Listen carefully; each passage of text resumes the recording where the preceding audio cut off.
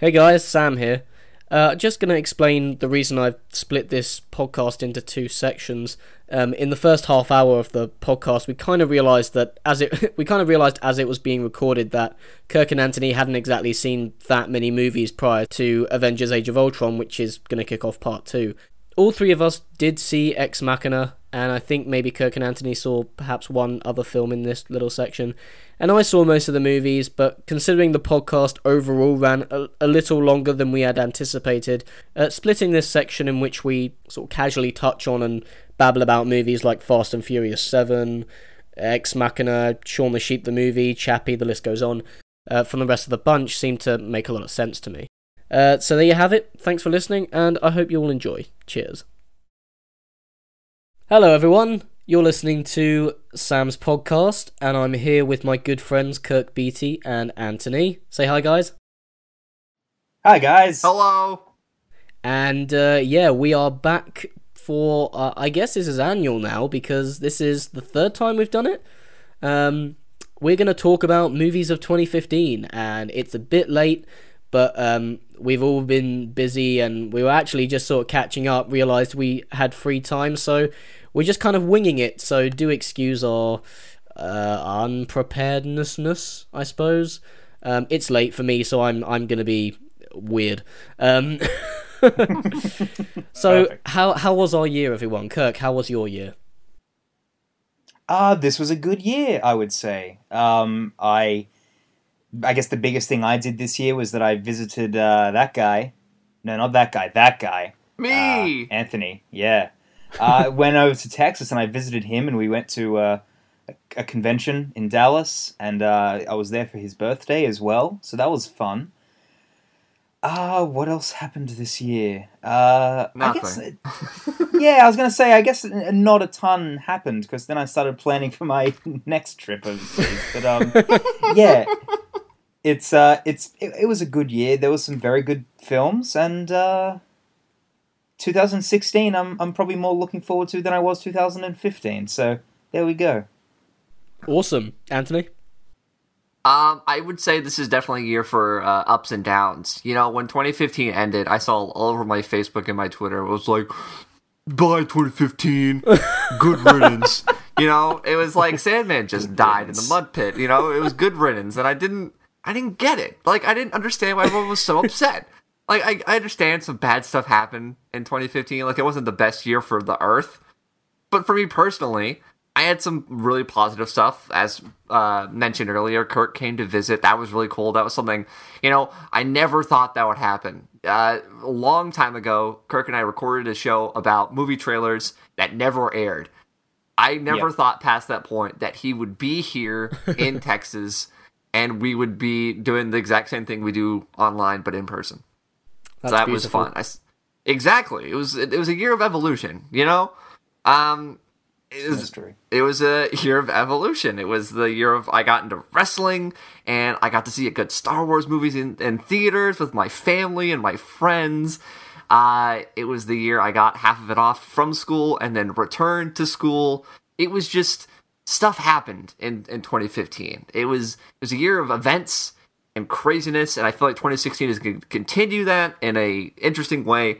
I don't see 2015 as sort of like an ending mark. You know, a lot of people see the end of a year and the beginning of a year sort of like this is it, new beginnings. For me, it's like, no, just straight up continuing, not even taking a break. We're just going to gun it. So I would say 2015, you were all right in my book. And I'm not going to put on Facebook that you were bad, because you weren't. Cool. Well, my 2015, in terms of movies, I would have said that, I mean, you naturally compare years. I mean, 2014 was a great year for films, I think. And yeah. Yes. when I consider, because I'm trying to put together a best of, worst of, couple scripts at the minute, and compared to what it was like last year, they flew off the top of my head immediately last year, because I was just thinking, yep, that was great. This one I have to do a little bit of digging. I feel like I let hype get the better of me in some cases. I feel like Marvel and I had a bit of a sketchy relationship You know, Ant-Man kind of went and slept with someone else, and the Avengers, you know, there was a bit of relationship drama between us, and yeah, but you know, Okay. you think about that just generally compared to other years, but well, in your words, Anthony, I don't think it should die. So, yeah. So let's go into the nitty gritty of it. So we've got lists up here. I'm on Wikipedia, and we're just going to go down it and pick ones out from the bunch that we all have presumably have seen, and we're going to talk about it. So the first one that sticks out to me on my list is Ex Machina. Now, have we all seen Ex Machina? Yes. Yep. What are our That was thoughts? a great film. Yeah. Good. It's different. It was very Anybody different else agree? for this age that we live in. It was very Oh, no. slow and thought-provoking, but it doesn't come off as pretentious. It's interesting. I didn't think I would see a movie like this in this year. Yeah, I'd probably describe it as quietly clever. You know, it's not beating you over the head. It wasn't a huge movie. It was at a pretty limited release. I remember it having, at least. And I didn't even see it in the cinema. I only saw it about a month ago on Blu-ray, finally, because I just Same never here. managed to catch it. But yeah, it's a really good kind of intimate, like you said, Anthony, slow, but you know, it's always intriguing, so it's not boring. And yeah, it brings up interesting themes, and it does what any good sci-fi movie does. It sort of puts the human condition under a magnifying glass and asks questions, and it's not. And there's a bit of ambiguity, but there's a bit of self-criticism, but ultimately, you know, it leaves you thinking about stuff, and you know, I think the best sci-fi for me, the best sci-fi is something that, you know, makes us ask questions about us as a culture and a society, and yeah, I think Ex Machina was very thought-provoking and a lot of fun to watch. You know, it's got a few quirks about it. I mean, everyone cites the Oscar Isaac dance scene, but it is it is a great scene. And speaking of Oscar Isaac, he's had in fact, both him and Domhnall Gleeson, they've had quite a good year. In fact, even Alicia Vikander has. Yeah. Those three have actually kind of blossomed into stars this year, which is quite interesting. They have. It's true. Yeah, definitely. And I mean, you know, it does help having you know, Star Wars you know, be the next film that you're in that comes out. But I mean, Oscar Isaac, you know, he just won the Golden Globe as well for that HBO miniseries he did. So yeah, he's really becoming one of the like a really well-known actor, and his performance in this was so good. And you know, not to take anything away from the other actors, but like his character, I just 100% believed as a real person, and I've really become a fan of Alicia Vikander as well. I think she's really tremendous between this and Man from U.N.C.L.E. Like, she's had a really good year. So yeah, it's just a great film, a really, really interesting film. Tremendous special effects on Alicia Vikander's character, and just the world that it created, even though it pretty much all takes place in a giant house. It's just a really, really interesting portrait of, you know, what if somebody did create this technology, and you know, the fact that Domhnall Gleeson's character doesn't have any interaction with anybody else. You know, like he starts to go mad as well. And if you haven't seen this film, everybody, it's I think it's an excellent film. So yeah, and I agree. What I specifically liked about one thing I liked about it was that when I would watch the trailer, and you know, it's pretty obvious that Oscar Isaac is kind of up to no good, or he's a morally ambiguous character. We're not really sure if we can trust him. And I remember watching the trailer and thinking, Domhnall Gleeson's going to come across as an idiot, because I can already tell this guy's up to no good. But thankfully, you know, the characters make smart decisions which reflect their characters, because they're meant to be, you know, they're meant to be geniuses almost, essentially. Yeah. And I think for some reason it's so rewarding. I always cite Die Hard as this reference, but it's when John McClane knows that Hans Gruber is the guy that is standing in front of him doing an accent, and he goes, "You think I'm fucking stupid, Hans?" it's one of those. It's like, yeah, you're not an idiot. You could probably tell that. So that was a nice little thing for me. It's just nice when characters aren't idiots, and that happens so frequently. It's kind of funny. Oh, true. Yeah, like his character, gets tricked, but he's also tricked the other character. Like, yeah, it was a really, really cool, moment that they had there. Yeah. Yeah. Cool. So our next movie, did anybody see? Because I didn't. So, did anyone see Mordecai? Mordecai? I don't know if I'm. No, I didn't. That's me getting proper Jewish there with the No, I didn't see Mordecai. It's kind of depressing that Johnny Depp kind of does films like that, honestly, because I think he is one of the best actors around, and yeah, he seems to do a few of those where it's like, you're Johnny Depp, why are you doing this film? Yeah. What else was there? I actually saw this movie a couple days ago, but it's called Tangerine. Did anyone else see this? No, but I know of a man that likes tangerines. It's Alfred. It's basically about two transgender women that it was shot on an iPhone 5, I believe. Oh, it's that movie. Yeah. Okay. I know of it that way. But Sean Baker directed. Oh, hang on, it's right in front of me. Sean S. Baker, whoever that is. Yeah. iPhone guy. He had an iPhone. Yeah. But yeah, I thought this was quite a bit of. It was very funny. It's bizarre. It's basically in LA, and it chronicles one really sort of a night that kind of spirals more and more out of control, and it's really about these bitchy girls that one of them has just got out of jail and their boyfriend has cheated on them.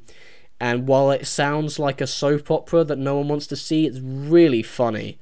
And I had a lot of fun with it. I'm not too sure. I mean, I suppose you could say it was shot on an iPhone 5 because it reflects the urban sort of aesthetic, I suppose, or the urban lifestyle that's being exhibited. But I liked the characters, and they do a lot of interesting, revealing things about them as the story goes on. And yeah, it's a fun little movie. Go see it if you haven't. It was a big year for trans. Good job. So the next one on my list is Shaun the Sheep, the movie. Did you guys see this one? My brother likes Shaun the Sheep. I don't. I've never even seen it.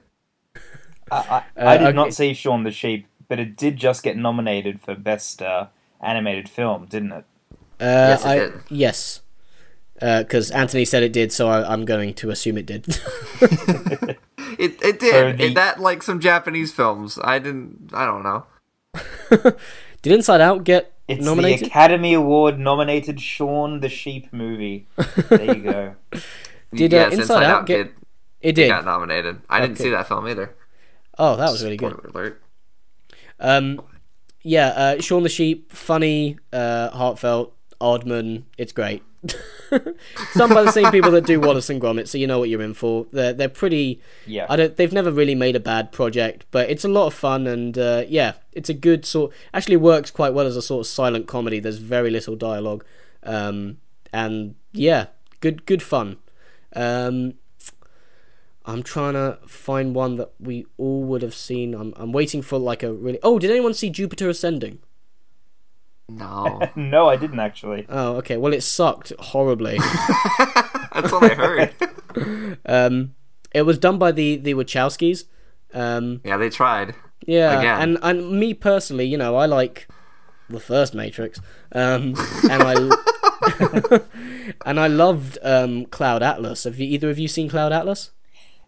I liked Cloud Atlas. It was very unique. It was quite the experience. Yeah, it was an experience. And I'm not too sure what it all meant, but I was pretty involved nonetheless. And they did a lot of clever themes. Cloud Atlas is a movie about themes. I'm not sure if there's a point to be made, but it explores interesting themes and through things about sort of reincarnation and all that kind of stuff. There's a lot of interesting things to cherry pick from that. and the cast and all that kind of stuff. So going into Jupiter Ascending, I wasn't really expecting anything beyond a fun, schlocky space adventure, because it looked like that from the trailers, and it was shockingly unfunny, tone deaf. The color palette was blech. It was that same old orange, blue crap, and and the screenplay was awful. I had a horrible time sitting through this movie. I couldn't even review it. I wrote a script, and because the more I wrote, it just kept getting worse and worse. I gave up in the end. So yeah, Jupiter Ascending, great movie. It sounds it. Yeah. That's fine. Did anyone brave 50 Shades? No. Let's not bother. Did anyone brave the SpongeBob movie? No, but I heard good things. Did you? You heard not good things? I heard good things, yeah. Oh, okay. No, I did not see it, because I haven't really... I mean, I grew up really loving SpongeBob, but what I've seen of the seasons after the movie, that first movie, like, I haven't really cared for it, so I didn't bother with this movie. Fair enough. I never managed to get into SpongeBob as a kid. I think it's because the intro, I knew it would just drive my parents completely insane alone. So I kind of steered clear from it. I like how aware you were as a child. You're like, I'm not stepping towards this. My parents will be mad. My dad hated me watching the Pokemon movie, and I was never actually into Pokemon, but I liked that movie for some bizarre reason, and he actually hid the VHS tape from me so I wouldn't watch it again. So there you go. Feel free to chime in if there's any movies that it feels like I've skipped or something or other. Has anyone seen CHAPPiE? No. I started watching it, and then I stopped. It isn't good. Oh, that's a shame. I'm assuming you guys have seen District 9 or is it Elysium? Yeah, it's Elysium. Elysium, yeah. Yeah, that director likes his social commentary. He really does. And that's really the problem with CHAPPiE. It's all social commentary and no story. So it's look at this robot getting judged and feel sorry for it, but don't like any of the characters and don't get involved in what's happening. Yeah, it's like what you said earlier about, the best sci-fi stuff is the stuff that, examines human nature, but there has to be something to connect to as an audience as well. You've got to have a story to hold that message on, because if there's no story, there's no message. You're just kind of putting something on screen, and we don't know how to feel about it. CHAPPiE didn't have that. It just wasn't. No, and it's a shame, because there's interesting things that could have been done with that. But I remember watching the trailer, thinking it looked like the very same urban sort of Johannesburg sort of thing there as the other last two movies he did. Especially District 9. Yeah. It really looked like that dystopian, more present day than future. Like it just, I didn't see it, and I was intrigued by the notion of this. Hugh Jackman as an antagonist was something that man with binoculars. That was fun. Sure, but yeah, I didn't end up seeing that, and I got to admit, until this moment, I'd forgotten all about that movie. So yeah. And it also ripped off a lot of other movies. They'll say it was paying homage, but they practically ripped off Ed 209 from RoboCop. So yeah. Wow. There you go. So next, did anyone see Trainwreck, the Amy Schumer romantic comedy? Because we're all into that. Yeah, Amy Schumer's my favorite. No, I didn't. No, not even for John Cena. Oh man, that's a sad day when you won't even stand up for John. Big Match John. Big Match John. I think he's okay without me. I think he'll be fine. The year he became an actor in these big movies, such as this and the movie with Amy Poehler and Sisters and Tina Fey. Man, he's getting there. He's coming a big star with the memes. Everyone knows his name. What a guy. It's like he suddenly realized he doesn't need to be a leading man in crappy action films. He needs to be the big guy in comedies that's like the funny boyfriend or whatever. It's like, oh, that's his market. Okay. Yeah. Let's not try and make him The Rock. I've skipped right past Kingsman: The Secret Service. Did anyone see that? No. Did you not? I don't I'm care for surprised. that writer or director, so... Oh, okay. Oh, it's a lot of fun. I think you guys would enjoy it. I don't like spy stuff either. Okay, fair enough. Anthony hates spies. It was a big hodgepodge of things that Anthony doesn't necessarily hate, but doesn't care for either. I didn't see Kingsman. Oh, sorry, go ahead, Sam. I was just gonna say that it's basically irreverent, fun, kind of poking fun at the spy genre, but it's just a very, very enjoyable movie, and for me personally, because it came out in January in England, so a good movie in January is something to behold. Yeah. But the fact that it came out amongst all the self-serious Oscar fallovers from, because we get them all later, and I'm sure Australia does too. Yeah, it's just a breath of fresh air to have something fun and enjoyable, and actually quite well written, and I liked the characters. So I think if you watch it, you'll have quite a blast. It's not the kind of spy movie that asks you to take it all too seriously and invest in a mysterious plot and all that kind of stuff. So go for it. It's a fun night in with some mates and some beers, or maybe the beers are your mates. Who knows? Even more things I don't need. Beers and mates. I'm not going to bother talking about Insurgent. I take it no one bothered here. How am I supposed to see that if I haven't seen the first one?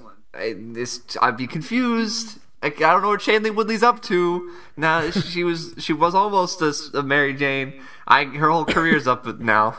Yeah, she needs to fire her agent. Was Insurgent the second one? Yes. Okay. Well, we've only had two. It feels like we've had more. Yeah. Needs to hurry up. I don't care if I spoil it for people. It basically finishes the story in this one, but they've got two more to do. Oh wow. So that's great. Yeah, two more that the names don't match. Yeah. What a bunch of fools. Yeah. What's up with that? Divergent, Insurgent, then it's something else. And then it's Allegiance or something. Allegiance, yeah, that doesn't rhyme. Come on, Divergent. Furious 7. Come on, someone. I didn't see it, but I know how it ends. I'm pretty sure everybody knew how it ends. It's you didn't win. I gotta admit, I thought maybe I'll see this. I didn't know really who Paul Walker was until he had passed, and I don't mean that disrespectfully, but having never seen the Furious movies, I didn't know Paul Walker. And it seemed like this made so much money, I think, because there was so much publicity around the death of Paul Walker that people, ended up seeing this, because the Fast and Furious movies have always made good money. This was, this is in the top 10 highest grossing films of all time. Like, it made an insane amount of money. So, yeah, I don't know. It's kind of... It was a strange creature, I'll say that much, because I'm not familiar with the Fast and Furious franchise. I've seen number 6 while it was on telly, and it was actually quite a good action film. I don't care about these characters, I don't know what's happening, but the action set pieces were pretty good, and I don't actually think Furious 7 matched those sequences. And I was most people went to go see it because of Paul Walker. I was slightly intrigued to see how they would pull off the whole CGI face stuff. And it turns out they kind of just kept him hidden in a lot of shots. He's covered with like a tree branch in a couple scenes. The Rock's arm is in the way. The Rock's bicep he's just so big, it's fine. He's just pointing, look over there. Zooms in on his bicep as Paul Walker stands behind it. There he is. I will say there is one shot where you can really tell it's a CGI face, and they kept bigging it up like we're using state of the art effects, and it's like, okay, where? Yeah. But because this is an interesting discussion. Like, is it inappropriate to try and because this whole thing was meant to be like like creating him CGI, putting the face on his brother and all that. Like, that's meant to be a tribute to him. It's a send off. Yeah, I mean, this is like his series in a way. But it's just kind of like, is it a tribute to him to like CGI his face? I don't know. I guess it's a little weird. I don't know. I feel like if I were in that position and I had passed, I don't know if I'd want my face CGI to try and continue my performance. I feel like that's kind of I guess it depends on the film, but I don't know. It is kind of weird that I understand because I was in LA the day that he died. I still remember driving down the street and seeing all this smoke, from a distance, and I wasn't on that street or anything like that, but I was like, man, there's a fire somewhere. That's weird. And then that night heard that he had what had happened and thought, oh my gosh, that was actually the smoke from his car, like, that I saw. But I because there's been so many of those films, like, I understand that he's worked with so many of those guys so many times. I understand that Vin Diesel does see him as a brother and things like that. I just wonder if CGIing his head to continue his performances maybe I just wonder if it is poor taste, but I guess they were his friends and they didn't think it was. So, well, I will say that the movie was rewritten to sort of complement that idea that they're sending him off, and there is no way to describe Fast and Furious 7 without calling it just a strange project, because there were so many things. It was rewritten during filming. They had to pause filming for a bit. Then they had to compensate for all this Paul Walker stuff. I thought it was quite respectful. What I was saying about the CGI face, actually, very clearly, they spent the most time on the last shot where he's in the car and he looks at Vin Diesel, and that's quite convincing. But the movie was rewritten to encompass a really vague plot point about Paul Walker having a family and might need to stop driving cars and helping the FBI, something like that. Late for that. Yeah. And then it kind of turns into it almost breaks the fourth wall. It's weird, like. I guess everyone's okay with it breaking the fourth wall. I don't care about the Fast and Furious movies keeping any integrity.